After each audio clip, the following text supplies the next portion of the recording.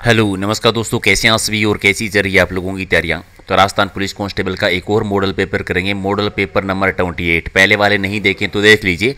कुछ important top questions हैं जो आपके एग्जाम में बार बार रिपीट होते हैं। मात्र 10 मिनट का समय मिलेगा आपको और टॉप 51 क्वेश्चंस के आपको आंसर देने हैं।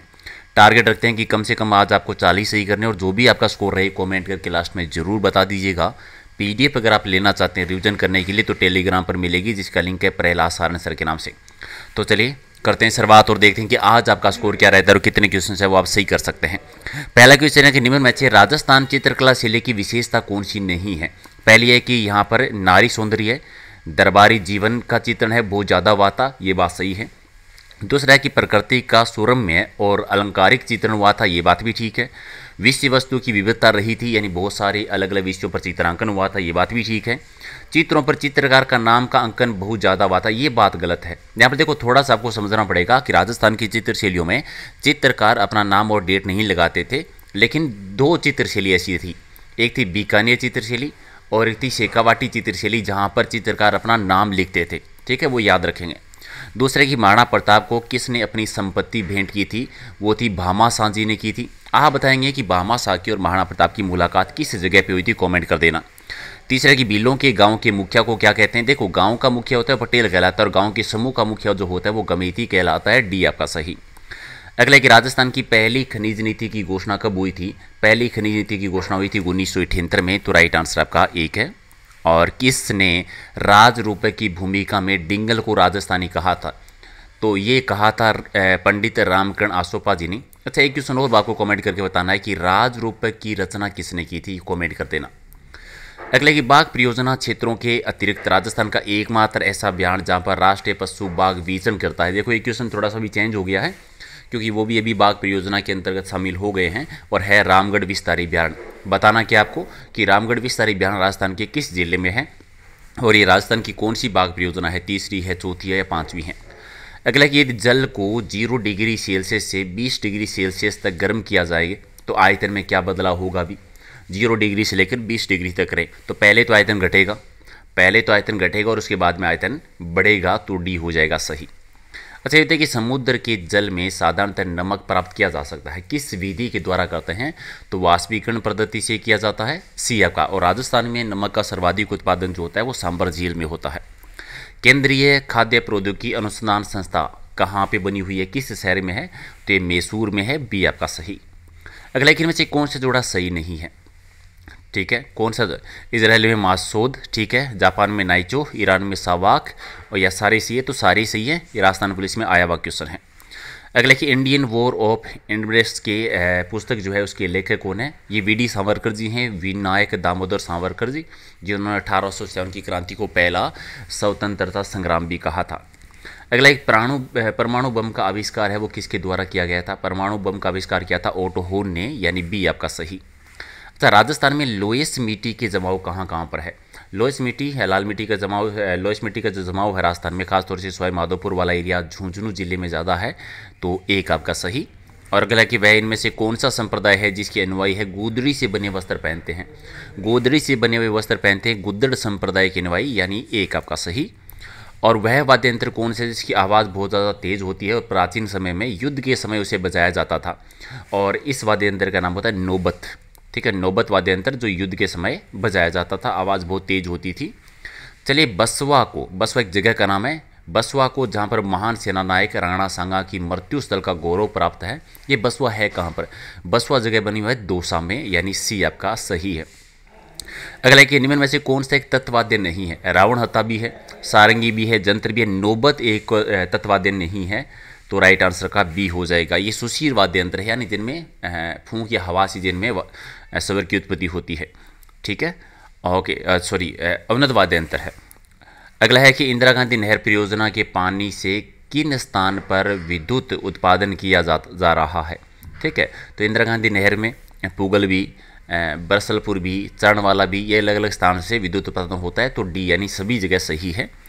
और गोरादाई की छतरी का निर्माण किसके द्वारा किया गया था। गोरादाई की छतरी बनी हुई है जोधपुर में, और इसका जो निर्माण किया था वो क्या था, महाराजा अजीत सिंह जी ने, यानी राइट आंसर एक है।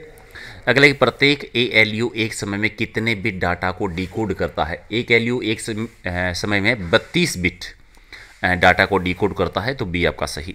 अच्छा, सिंधु घाटी के लोग हैं वो किससे परिचित नहीं थे? तांबे से थे, चांदी से, पत्थर से या लोहे से? तो लोहे की जानकारी नहीं थी। उत्तर वैदिक काल में लोहे की जानकारी होती है। अगला एक धान्य कृषि एक विशिष्ट लक्षण है, किसका होता है? एक धान्य है कृषि है, ये वाणिज्य अनाज खेती का होता है, यानी सी आपका सही। अच्छा, मेवाड़ में आर्य समाज की स्थापना किसने की थी? विष्णुलाल पांड्या जी ने। देखो, आर्य समाज वैसे मेन संस्था है वो मुंबई में दयानंद सरस्वती जी की है, लेकिन मेवाड़ में आर्य समाज की स्थापना विष्णुलाल पांड्या जी ने की थी। अच्छा, पोत, हांकर, सरी ये आभूषण है और शरीर के किस अंग में पहने जाते हैं? ये सारे गले में पहने जाने वाले आभूषणों के नाम हैं। अगला कि विनायका, हथियागोड़, कोलवी ये गुफाएं हैं, किसकी? बौद्ध गुफाएं हैं, और राजस्थान में कहाँ पर है? ये झालावाड़ जिले में आती हैं। नेक्स्ट है, राजस्थान की आकृति जो है वो किस प्रकार की है? राजस्थान की आकृति है वो विषमकोणीय आकृति है, यानी बी आपका सही।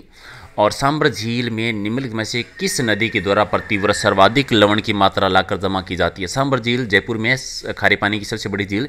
चारों ही नदियां जो है सांभर झील में जल गिराती है, लेकिन सबसे ज़्यादा लवणीय झील जो है वो है मीरा, यानी सी आपका सही है। अगला है कि अलग अलग युद्ध दे रखे हैं, उनमें से कौन सा जोड़ा सही नहीं है? पानीपत का युद्ध 1526 में हुआ था, सही है, ठीक है, पहला युद्ध है ये। खानवा का युद्ध 1527 ठीक है। चंदेरी का 1528 ठीक है। घाघरा का युद्ध है ये 1530 नहीं है, तो राइट आंसर आपका डी है। अगला एक, सिंधु घाटी सभ्यता का सर्वाधिक महत्वपूर्ण विशेषता कौन सी रही थी? महत्वपूर्ण विशेषता थी कि वहाँ पर पकाए हुए ईंटों से बनी इमारतें थी, यानी नगरीय विशेषताएं जो थी, नगरीकरण की विशेषता आप कह सकते हैं।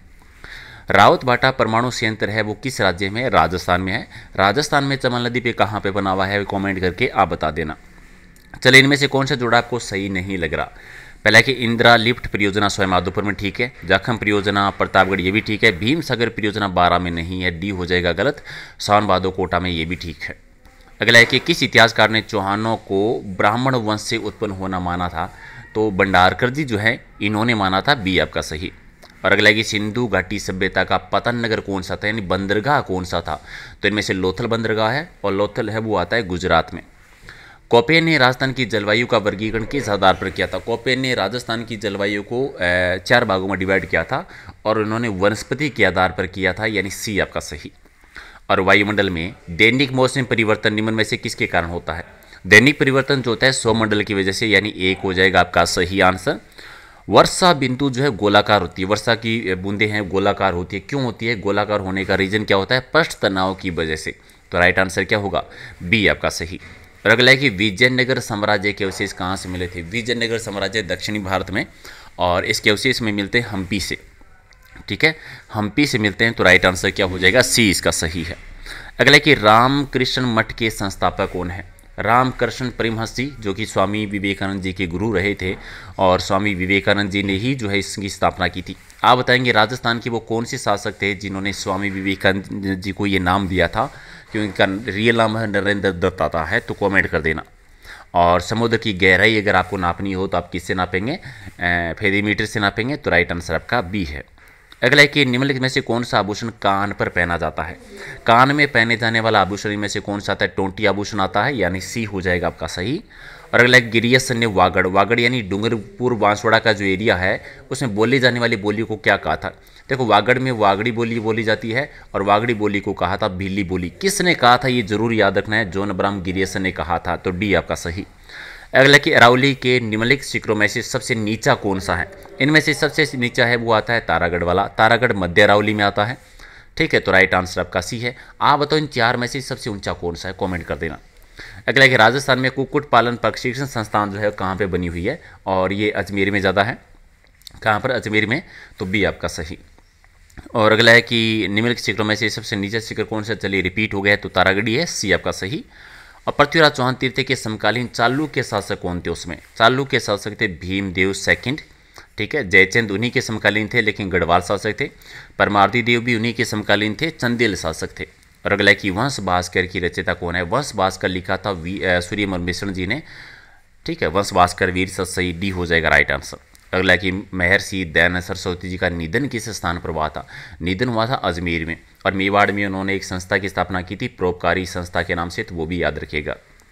नेक्स्ट स्वाई जैसी के द्वारा निर्मित वेधशालाएं जंतर मंतर निम्न में से किस शहर में नहीं है? टोटल 5 जगह पर बनाई थी उन्होंने।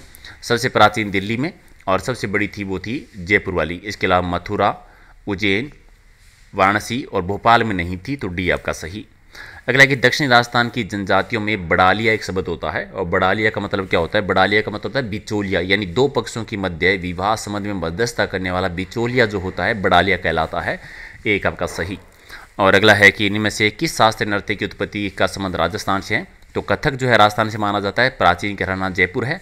और जयपुर घराने के प्रवर्तक कौन रहे थे? कमेंट करके आप बता देना। तो ये थे टॉपिक 51 क्वेश्चन। कितने सही किए कमेंट करके बता देना। ऐसा ही टेस्ट हमारा एक वीडियो के लिए और एलडीसी के लिए भी आएगा, और रात को डेली 8 बजे हम लाइव टेस्ट करेंगे, तो वो भी आप ज्वाइन कर सकते हैं। पीडीएफ लेनी हो तो टेलीग्राम पर, जिसका लिंक है प्रहलाद सारण सर के नाम से, और ये इंस्टाग्राम फेसबुक पेज है, तो यहाँ पर भी आप ज्वाइन कर सकते हैं। लाइक शेयर जरूर कर देना ताकि रोजाना इसी प्रकार की टेस्ट हम करता रहें। Thank you.